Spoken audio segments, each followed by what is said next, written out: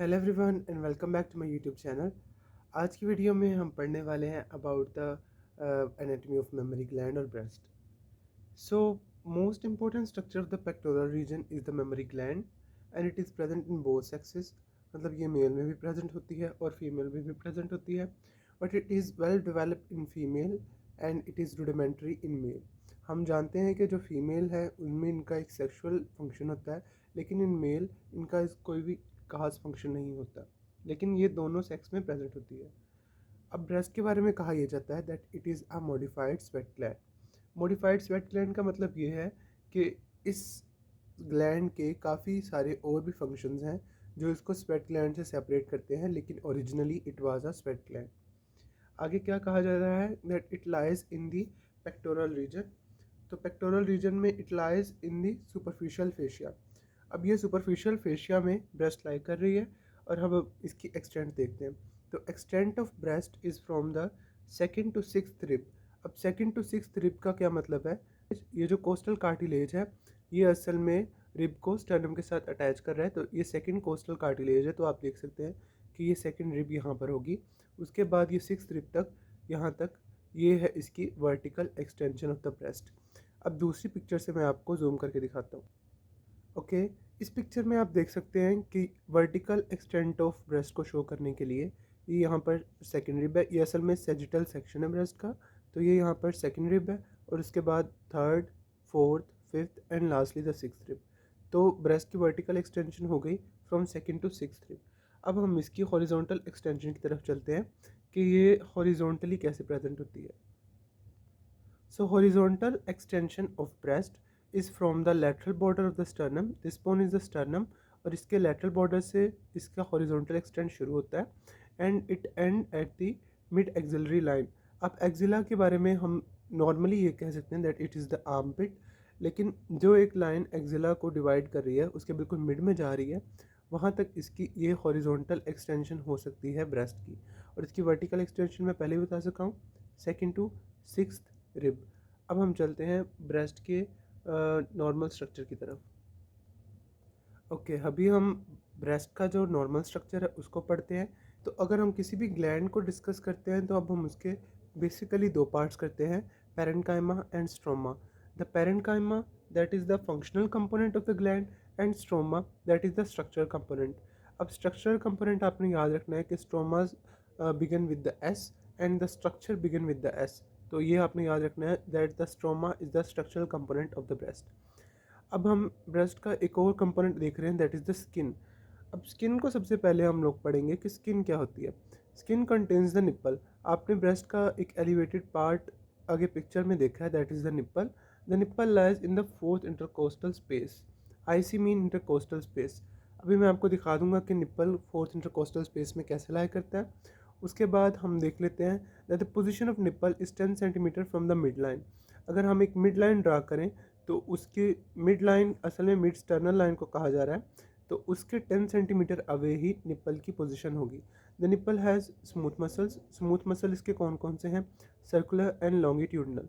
अब जो इसके सर्कुलर स्मूथ मसल है वो असल में निप्पल को स्टिफ बनाते हैं, और जो लॉन्गिट्यूडनल स्मूथ मसल्स हैं वो इसको फ्लैट बनाते हैं।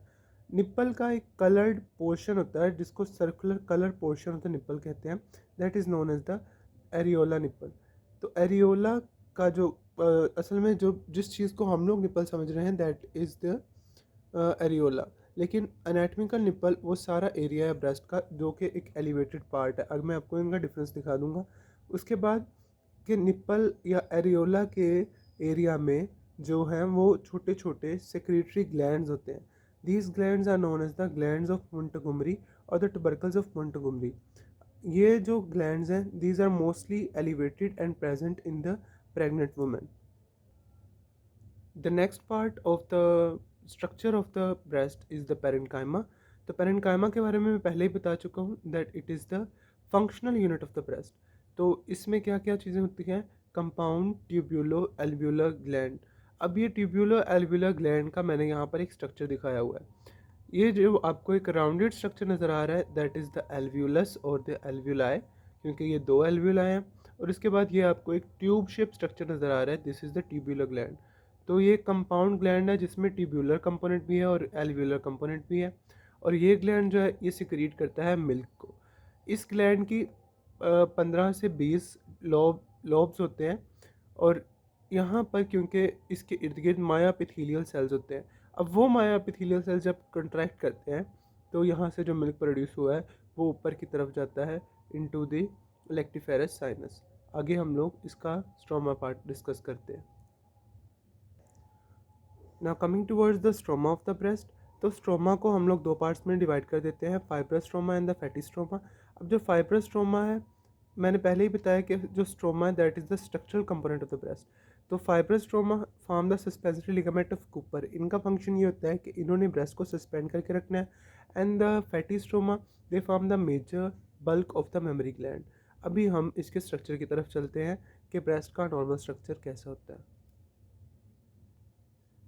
Okay, I have shown you this picture already. तो यहाँ पर इन्होंने एंट्रोलैटरल डिसेक्शन की हुई है ब्रेस्ट की। असल में जब हम ब्रेस्ट को पढ़ते हैं तब हम इसके 4 पोर्शन कर देते हैं। अब जो मीडियल साइड पे है और अपर साइड पे है उसको हम कहेंगे upper medial quadrant and upper lateral quadrant, lower medial quadrant and lower lateral quadrant. तो इससे हमारे आसानी हो जाएगी इसको क्वाड्रेंट में डिवाइड करने की। ये हम लोग लिम्फेटिकली करते हैं, वो हम लिम्फेटिक एंड पे पढ़ेंगे। सबसे पहले इस पिक्चर में जो आपको चीज़ें नज़र आ रही हैं that is the suspensory retinacula of the breast, जिसको हमने सस्पेंसरी लिगामेंट ऑफ कूपर भी कहा है। इसका मैंने क्या फंक्शन बताया था, that they help in the suspension of the breast. इसके बाद मैंने ये जो आपको एरिया नज़र आ रहा है दैट इज़ द एरियोला। अब ये सर्कुलर एरिया जो एरियोला है और this one is the nipple. तो निप्पल में क्योंकि हमें लेक्टिफेरस डक्ट्स नज़र आ रहे हैं, ठीक है, ये अभी उन्होंने शो किया हुआ है that this one is the nipple, क्योंकि ये एक प्रोजेक्शन है। और areola is a circular area जिसको कलर पिगमेंटेड एरिया कह रहे हैं। तो एरियोला के एरिया में बहुत सारे ग्लैंड्स हैं इन द प्रेग्नेंट वुमेन, तो इनको हम कहते हैं ग्लैंड्स ऑफ मोंटगोमरी। उसके बाद हम लोग देख सकते हैं कि जो निप्पल है उसमें काफ़ी सारी लेक्टिफेरस डक्ट्स ओपन हो रही हैं। और अगर चलें तो ये आपको जो येलोविश कंपोनेंट नज़र आ रहा है this is the fat of the breast. और यहाँ पर आपको जो ग्लैंड है ट्यूबुलो एल्व्यूलर ग्लैंड वो नज़र आ रहे हैं, these are the tubulo alveolar gland. अच्छा, अब इसके नीचे हम लोग देख लेते हैं कि क्योंकि पेक्टोरल रीजन में प्रेजेंट है तो इसके नीचे कुछ मसल्स हैं। सबसे ऊपर जो मसल्स आ रहे हैं that is the pectoralis major muscle, उसके बाद सेरेक्टस एंटीरियर और उसके बाद आ जाएगा external oblique muscle. External oblique muscle basically is the muscle of the abdomen, तो इसका थोड़ा सा कंपोनेंट इधर ब्रेस्ट की तरफ भी आ रहा है। तो अभी हम चलते हैं इसके नेक्स्ट स्ट्रक्चर की तरफ। ओके, तो इस स्ट्रक्चर में जो हम दिखा रहे हैं that is the sagittal section of the breast. तो यहाँ पर आप देख सकते हैं कि मैंने जो पहले बात की थी कि जो स्ट्रोमा है that consist of the fibrous stroma and the fatty stroma. अब जो फाइब्रस स्ट्रोमा है that form the suspensory retinacula of the breast. तो ये यहाँ पर आपको सस्पेंसरी रेटिनाक्यूला नज़र आ रहा है जो कि ब्रेस्ट को होल्ड करके रखा हुआ है, सस्पेंड करके रखा हुआ है। इसके बाद एक आपको मैंने और चीज़ बताई थी that is the fatty stroma. तो आप देख सकते हैं it form the main bulk of the gland, क्योंकि ब्रेस्ट एक मॉडिफाइड स्वेट ग्लैंड है, मेमरी ग्लैंड, इसलिए ये इस ग्लैंड का मेन बल्क बना रहा है। उसके बाद यहाँ पर आपको ट्यूबुलो एल्व्यूलर जो मैंने ग्लैंड बताए थे आपको, वो आपको उनके लोब्यूल्स नज़र आ रहे हैं। और उसके बाद आपको यहाँ पर लेक्टिफेरस डक्ट जो हैं वो लेक्टिफेरस साइनस में ओपन होती नज़र आ रही हैं और वो लेक्टिफेरस साइनस आगे निप्पल में ओपन हो रही है। सो ये इसके ये सारे कंपोनेंट्स थे ब्रेस्ट के, इसके स्ट्रक्चर के। आगे एक और चीज़ जो मैं आपको बताना भूल गया that the breast is separated from the pectoral fascia. अब पेक्टोरलस मेजर ये मसल है और इसके आगे जो ये fascia that is the pectoral fascia. तो इससे ये सेपरेटेड होती है through the loose areolar tissue. अब उस लूज एरियोलर टिश्यू की वजह से इस स्पेस को बोला जाता है रेट्रोमेमोरी स्पेस, और नॉर्मल ब्रेस्ट यहाँ पर मूव कर सकती है। That's why breast is a movable gland. अगले पार्ट में मैं आपको बताता हूँ blood supply, lymphatic drainage of the breast.